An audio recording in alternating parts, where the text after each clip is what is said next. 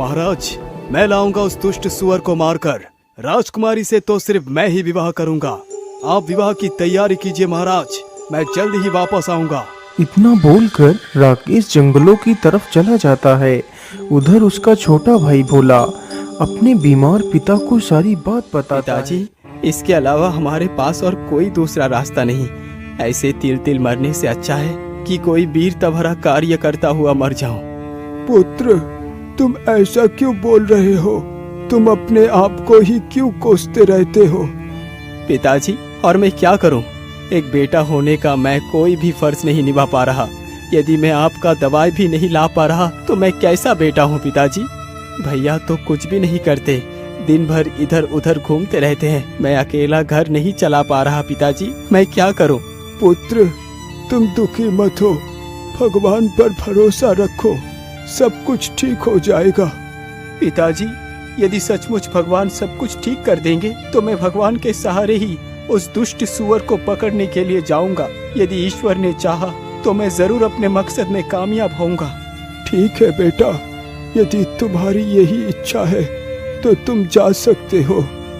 जाओ पुत्र, ईश्वर तुम्हारी सहायता अवश्य करेगा। ठीक है पिताजी, अब मैं चलता हूँ। इतना बोलकर भोला महल की तरफ चल पड़ता है और जल्दी ही महल में पहुंच जाता है। महाराज, मुझे आपकी शर्त मंजूर है। मैं लाऊंगा उस सुअर को। मुझे जाने की आज्ञा दी जाए महाराज। ठीक है पुत्र, तुम जा सकते हो। राजा की आज्ञा मिलते ही भोला एक तलवार लेकर जंगलों की तरफ निकल पड़ता है। उधर भोला का भाई राकेश पूरे जंगल में इधर उधर घूमता है, लेकिन उसे सुअर कहीं भी दिखाई नहीं देता। अरे बाप रे बाप, सुबह से घूमते घूमते तो मुझे दोपहर हो चुकी है, अभी तक मुझे वो सुअर दिखा ही नहीं दिया। इतना कहकर राकेश फिर आगे बढ़ता है और इधर उधर उस सुअर को ढूंढने लगता है। अरे राम राम राम, इतनी कड़कती धूप में मुझसे चला नहीं जा रहा। भाड़ में जाए वो सुअर, अब तो मैं इससे आगे और नहीं चल सकता। मैं ऐसा करता हूँ, इसी पेड़ के नीचे लेटकर थोड़ा सा आराम कर लेता हूँ। इतना कहकर राकेश उसी पेड़ के नीचे लेटकर सो जाता है। उधर भोला बेचारा कड़कती ढूंढता है। अरे रुक जाओ बेटा, मेरी बात सुनो। भोला जैसे ही पीछे मुड़कर देखता है तो उसके सामने एक बूढ़ा बौना आदमी खड़ा होता है, जिसके हाथ में एक तलवार होती है। बोलिए बाबा, आप मुझसे क्या कहना चाहते हैं? अरे बेटा, तुम तो कितने कठोर हो। इस कड़कती धूप में भी पैदल चलकर उस सुअर को ढूंढ रहे हो। वाकई तुम तो कितने परिश्रमी हो, इसलिए मैं तुम्हें कुछ देना चाहता हूँ पुत्र। बोलिए बाबा, आप मुझे क्या देना चाहते हैं? बेटा, तुम मेरी इस तलवार को ले लो। यह तलवार बहुत शक्तिशाली है, इसके वार से आज तक कोई भी शत्रु नहीं बच पाया। लेकिन बाबा, आप हो कौन, और आप ये तलवार मुझे क्यों दे रहे हैं, जबकि आप खुद इस तलवार से उस दुष्ट राजा से बहुत कुछ प्राप्त कर सकते हैं? बेटा, मैं यहीं पास के गांव में ही रहता हूँ। जब मुझे पता चला कि तुम उस सुअर को मारने के लिए जा रहे हो, तो मैंने सोचा कि क्यों ना मैं इस तलवार को तुम्हें दे दूं, क्योंकि बेटा अब तो मैं बूढ़ा हो चुका हूँ और मैंने अपनी सारी जिंदगी जी ली है, लेकिन अभी तुम्हारी तो सारी जिंदगी पड़ी है जीने के लिए। इसलिए बेटा, मुझसे ज्यादा तुम्हें इस तलवार की जरूरत है, इसलिए तुम इस तलवार को रख लो। ठीक है बाबा, लाइए, मुझे अपनी तलवार दे दीजिए। अच्छा बाबा, अब मैं चलता हूँ। इतना कहकर भोला हाथ में तलवार लेकर जंगल में आगे बढ़ता है। भोला चलते चलते एक गुफा के पास पहुंचता है। अरे ये क्या, यहाँ पर तो किसी जानवर के पैर के निशान हैं। कहीं ये निशान, हाँ, जरूर ये निशान उस सुअर के ही हैं। चलो, मैं इस गुफा के भीतर चलकर देखता हूँ। इतना कहकर भोला गुफा के भीतर घुस जाता है। ये गुफा तो कितनी डरावनी है। आखिर वो सुअर कहाँ पर हो सकता है? अरे इधर से तो किसी की आवाज आ रही है, कहीं इस ओर ही तो वो सुअर नहीं है? इतना कहकर भोला उसी ओर चल पड़ता है जिस ओर से वह आवाज आ रही थी। कुछ दूर चलते ही भोला देखता है कि वह जंगली सुअर कुछ तरबूज और फलों को खा रहा है।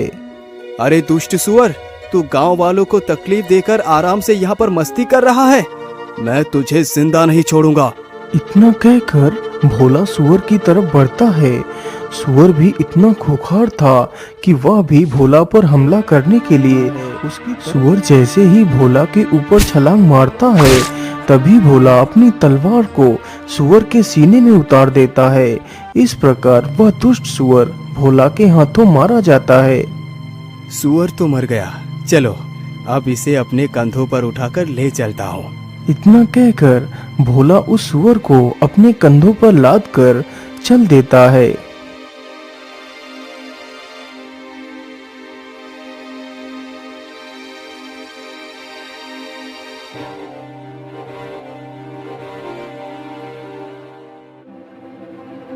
भोला चलते चलते वहीं से गुजरता है जहां पर उसका बड़ा भाई एक पेड़ के नीचे लेटकर सो रहा था। अरे बड़े भैया तो यहाँ पर सोए हुए हैं, चलो मैं उन्हें जगाकर अपने साथ ले चलता हूँ। कहीं किसी जंगली जानवर ने इन्हें यहाँ पर देख लिया तो उन्हें नुकसान भी पहुँचा सकते हैं। अरे भैया उठिए और देखिए, मैं उस सुअर को मार कर ले आया हूँ। भोला के इतना बोलते ही राकेश की आंखें खुल जाती हैं। भोला के कंधों पर उस सुअर की लाश को देखकर राकेश की तो आंखें फटी की फटी रह जाती हैं। अरे भोला, तुमने अकेले ही इस सुअर को मार दिया। तुम तो कितने वीर हो। भैया ये सारा कमाल इस तलवार का है। लेकिन भोला, सारा कमाल इस तलवार का है, वो कैसे? मैं कुछ समझा नहीं। सारी कहानी अपने बड़े भाई को सुनाता है। ओ अच्छा, तो कमाल इस तलवार का है। मुझे कुछ भी करके इस सुअर को हथियाना होगा। यदि ये सुअर को लेकर राजा के पास पहुंच गया तो राजा का आधा राज्य तथा राजकुमारी इसकी हो जाएगी। अरे नहीं नहीं, मेरे जीते जी मैं ये कभी नहीं होने दूंगा। क्या हुआ भैया, आप कहाँ खो गए? अरे नहीं नहीं नहीं भाई, मैं ये सोच रहा था कि तुम इस सुअर का शिकार करके काफी ज्यादा थक गए होंगे। तुम ऐसा करो, इसी पेड़ के नीचे लेटकर थोड़ा सा आराम करो। मैं अभी तुम्हारे लिए कुछ फल लेकर आता हूँ। तुम थोड़ा सा कुछ खा लो, फिर हम घर चलेंगे। ठीक है भैया, जैसी आपकी इच्छा, मैं यहीं पर रुक जाता हूँ। इतना सुनकर राकेश जल्दी ही वहां से चला जाता है।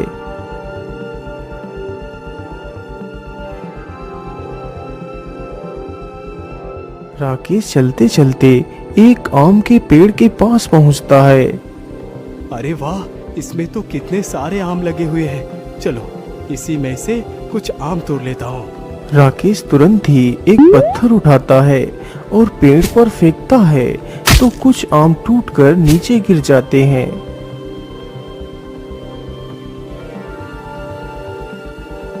मैं ऐसा करता हूँ, इन आमों के ऊपर इन जहरीले पत्तियों का रस लगा देता हूँ। आम खाएगा तो उसका काम तमाम हो जाएगा।